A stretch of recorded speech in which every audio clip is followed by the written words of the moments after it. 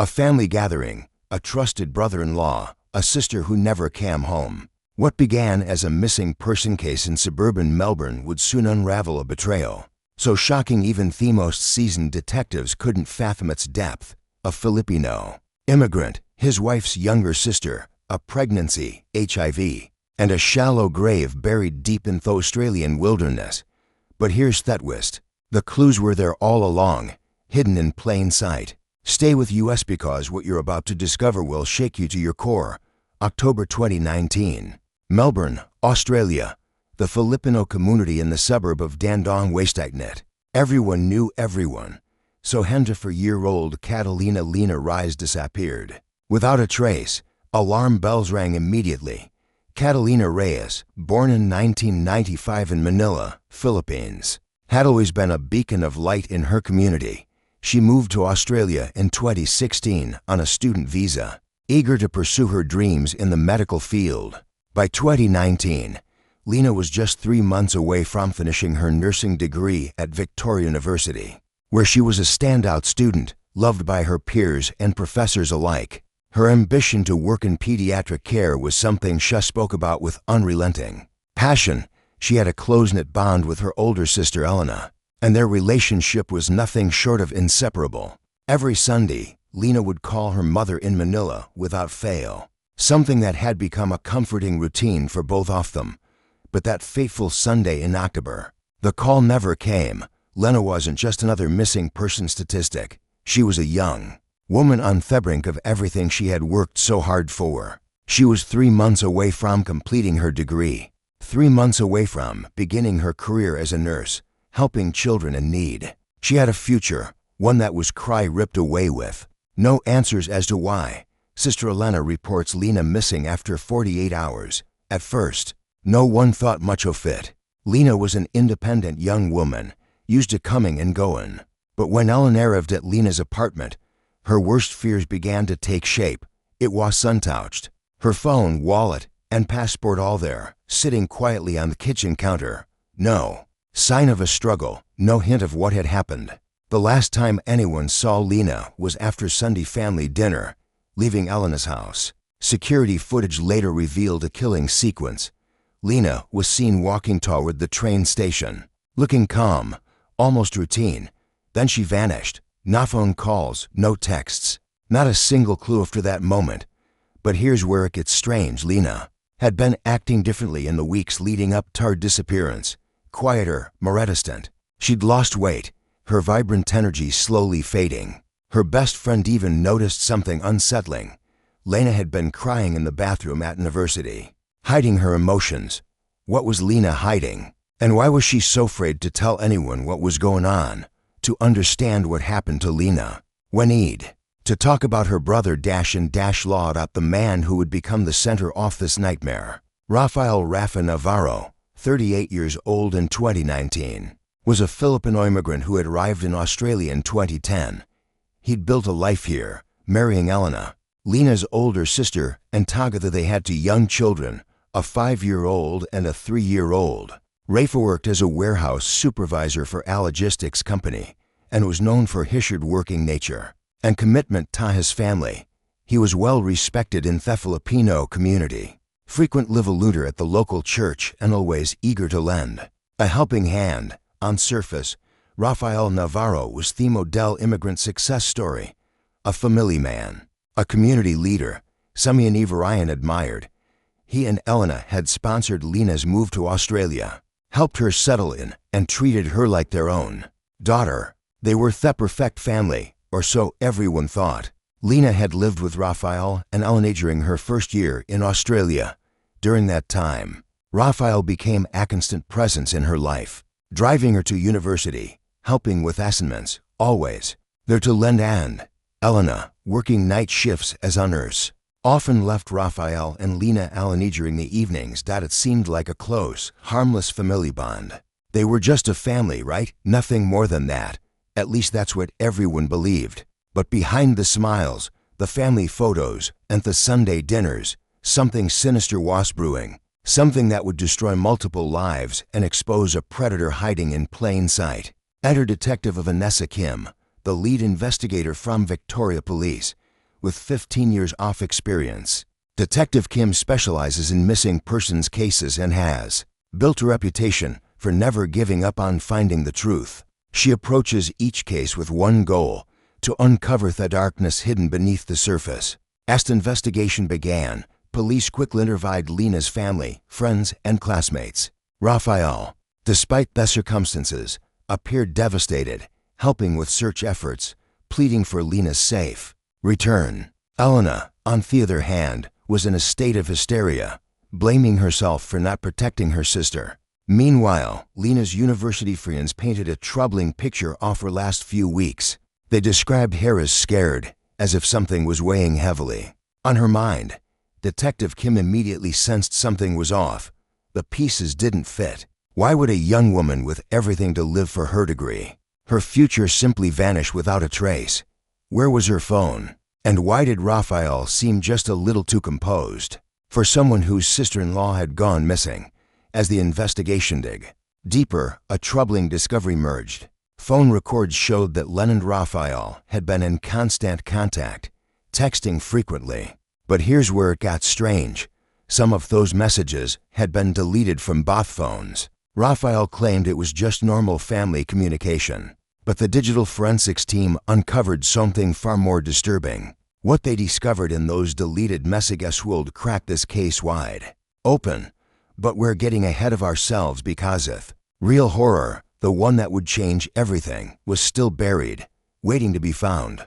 3 months into the investigation, January 2020, Detective Kim's team had hit wall after wall. The case was going cold until a university counselor came forward with information that would change everything. Lena had visited student counseling in September 2019, and what she revealed in that session sent shockwaves through the investigation.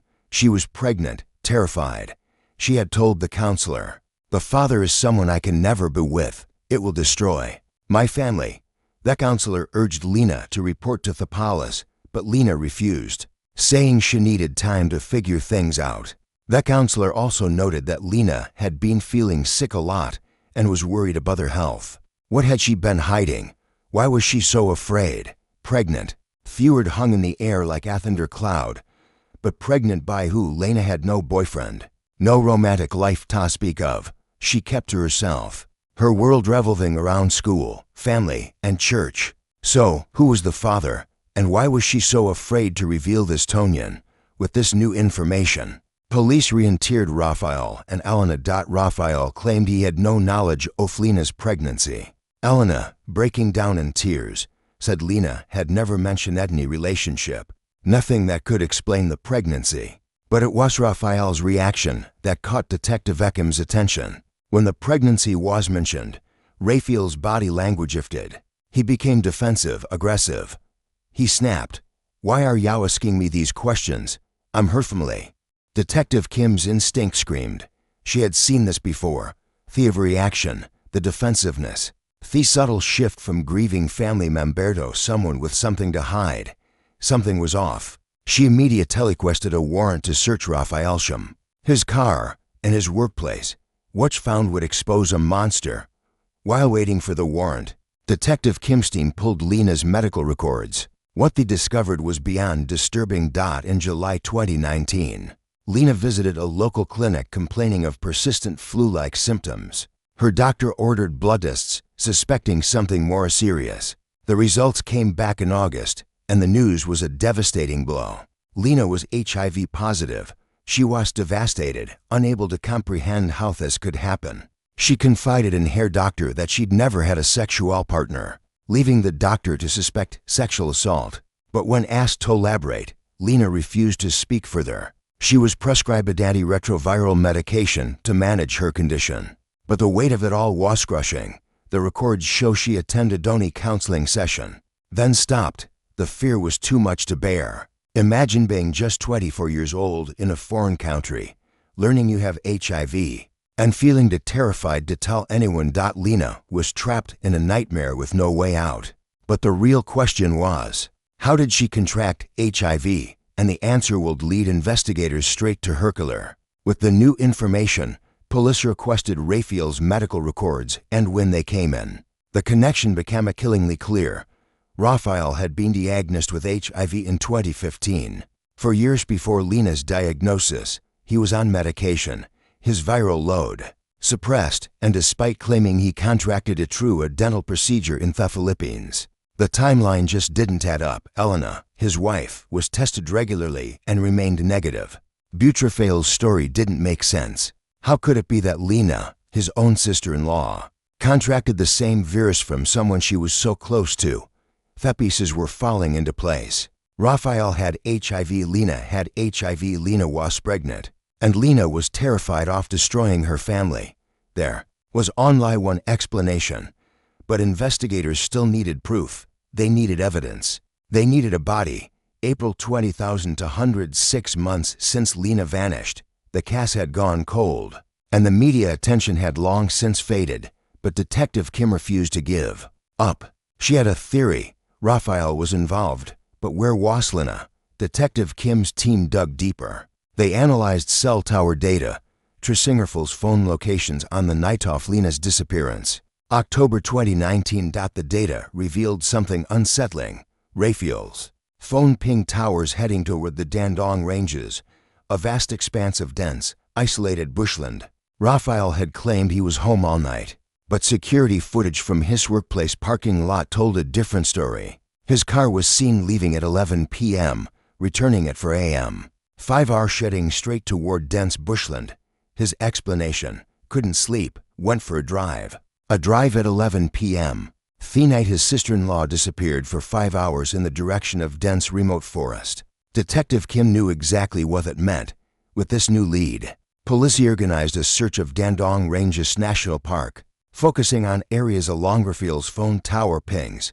The terrain was thick, almost impenetrable, and the forest dense with undergrowth. But this was the breakthrough they had been waiting for. Search teams were deployed with cadaver dogs, scouring the wilderness for any sign of Lena. Volunteers from the community, including members of the Filipino community, joined the effort, all united in the hope of finding answers. Lena, still unaware of the growing suspicions against her husband, took part in the search, hoping for a miracle. Made it ended. 7 months after Lena disappeared, 3 bushwhackers, 2 brothers, Nathan Cooper, Oliver Cooper, and their cousin Felix Hart, ventured off the main trail, looking for a waterfall they had heard about. It was early morning, the air thick with dense fog. Nathan noticed something odd near a fallen tree. At first, I thought it was just debris, he called, but then I saw fabric, and then I saw bones. They immediately telephoned the police, and the area was quickly cordoned off. Forensic teams served carefully collecting evidence from the scene. The remains were skeletal, partially buried under leaves and branches. The body had been exposed to the elements and wildlife for months, but forensic anthropologists could tell immediately this was Lena. Dental records confirmed her identity. The cause of death was manual strangulation. The hyoid bone fractured. Lena had fought back. DNA evidence found under her fingernails matched someone else's. Her body also showed signs of pregnancy. Fetal remains were present, confirming that she had been pregnant when she was killed. Lena didn't just disappear. She was murdered, strangled, left in the woods like trash, pregnant with a child that would never be born, and that under her fingernails. It belonged to Raphael Navarro. Raphael Navarro was arrested at his workplace. The Filipino community was in shock. No one could believe it. Lena, still grappling with horror of the discovery, collapsed when she was informed. Her world, already shattered by the disappearance, was now in complete ruins. Raphael maintained his innocence, crying out, "Someone is framing me." Raphael Navarro sat in that interrogation room for 6 hours. 6 hours of denial. 6 hours of lies until Detective Kim laid out every piece of evidence. The DNA, the phone records, the medical records, thetameline. There was no escape. At first, Raphael insisted that Lena had attacked him, claiming the DNA under her fingernails was a result of defensive wounds. But Detective Kim wasn't buying it. For 15 minutes, Raphael sat in silence, the weight of the truth closing in on him. Then he broke. It started when she lived with us. Lena was always working nights. Lena was young, beautiful, I couldn't help myself. It told her it was love, that we had a connection. She was vulnerable, new to the country. She trusted me. Raphael confessed that his abuse of Lena had begun in 2017, when she was just 22 and was 36. Over the course of months, had groomed her, manipulating her into our relationship based on lies and deceit. The sexual abuse continued for more than 2 years, with Raphael knowing full well that he had HIV, yet he never told Lena. He didn't use protection because, as he claimed, he didn't believe he could transmit the virus. When Lena discovered she was pregnant and HIV positive, she confronted Raphael. She threatened to tell Lena to go to the palace. That's when Raphael panicked. On night of the 13th of October 2019, Raphael picked up Lena after she left Lena's house. He told her they needed to talk about their options. He drove her to the Dandenong Ranges away from the prying eyes of the city.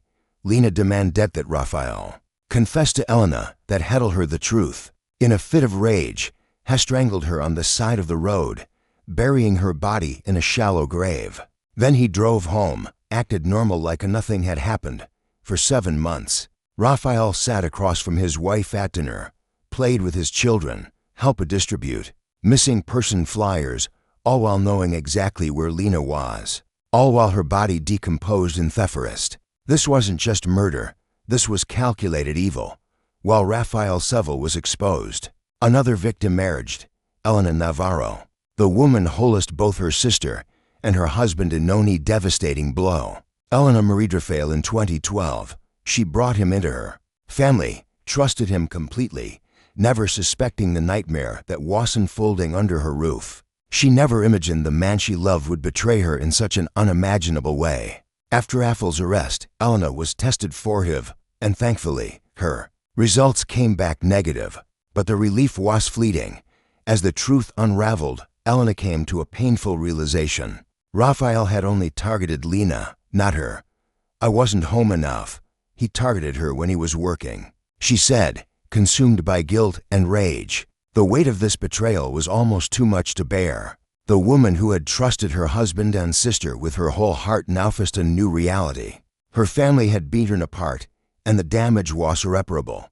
Despite the overwhelming grief, the community rallied around Lena and her children, offering support during the darkest period of her life. But no amount of support could erase the pain of the life she thought she knew, forever shattered. Elena's testimony in court would become one of the most powerful moments of the trial. A woman standing at the intersection of grief, betrayal, and survival. She didn't just lose her sister, she lost her entire life as she knew it. June 2021, the Supreme Court of Victoria. The trial of Raphael Navarro began. The charges: first-degree murder, sexual assault, and assault causing serious injury. The prosecution sought life without parole. The prosecution made it clear this was premeditated murder to cover up years of sexual abuse and assault. Raphael's defense, however, argued it was a crime of passion, not premeditated, attempting a diminished capacity defense. But the judge shut down that argument timidly, knowing the truth was far darker than any impulse-driven crime. Forensic evidence was presented: DNA, medical records, phone data, all pointing directly to Raphael. Elena's testimony was raw and heart-wrenching. Ash wept in the courtroom, unable to comprehend the depth of the betrayal. The university counselor took the stand, revealing the confession Lena had made about her pregnancy and HIV diagnosis. But perhaps the most damning evidence was the discovery of Lena's journal in her apartment. Lena's journal told the story she never could. Pages of anguish, fear, shame, she wrote. He says if I tell anyone, it will destroy Elena, destroy his children, destroy my family's reputation in the community. I am trapped. I am dying inside. Those words echoed through the courtroom like a ghost demanding justice, painting a haunting portrait of a young woman silenced by fear. After 4 hours of deliberation, the jury reached a verdict. Raphael Navarro was found guilty on all counts. The courtroom erupted in applause, a brief, powerful moment of relief for those who had suffered. But noise was quickly silenced by the judge's voice. Raphael showed no emotion as the judge spoke. You are a predator who exploited a young woman's vulnerability. infected her with a potentially fatal disease, and murdered her to hide your crimes. You deserve no mercy. He was sentenced to life in prison without the possibility of parole. Outside the courthouse, over 100 members of the Filipino community gathered, holding signs that read, "Justice for Lena, monsters hide infamies and protect our sisters." Few weight of the community's grief and relief was palpable. Elena, standing tall amid the crowd, released whites in Lena's memory, a final gesture of love and remembrance. She said, "This don't bring her back, but at least that monster can never hurt any again." August 2022, 3 years after Lena's disappearance, Raphael Navarro was found dead in his cell at Port Phillip Prison. The official cause, suicide by hanging, but many believed it was prison justice. His body was discovered during morning rounds, and reports from inmates revealed a chilling truth. Raphael was targeted from the moment he arrived at Port Phillip. "Childabusers and family killers don't last long in here," one inmate claimed. The person's response, "No investigation into potential foul play." Prison officials sensed there's no evidence of external involvement. Some say he took the coward's way out, choosing to end his life before facing any further punishment. Others argue that justice was served one way or another. But one thing was clear: Lena was still gone, and no punishment could ever be an auto bring her back. In the wake of Lena's death, Elena dedicated herself to raising awareness about domestic abuse, especially within immigrant communities. Her efforts led to the proposed Lena's Law in Victoria, a bill designed to strengthen protections for visa holders facing domestic violence.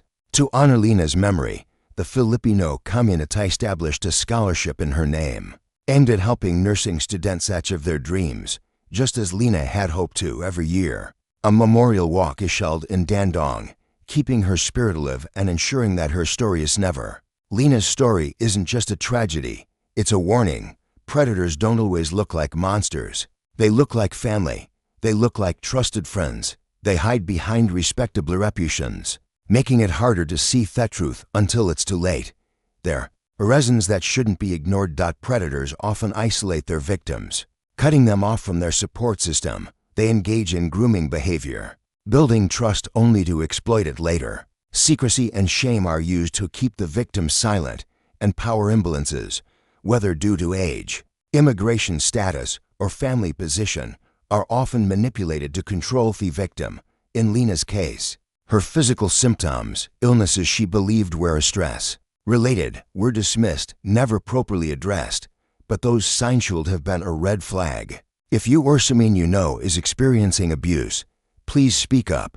It's not your fault. You are not alone. There are resources available and people who care. Lena's voice was silenced, but ours don't have veto be. This case exposed the cracks in systems that should protect vulnerable people.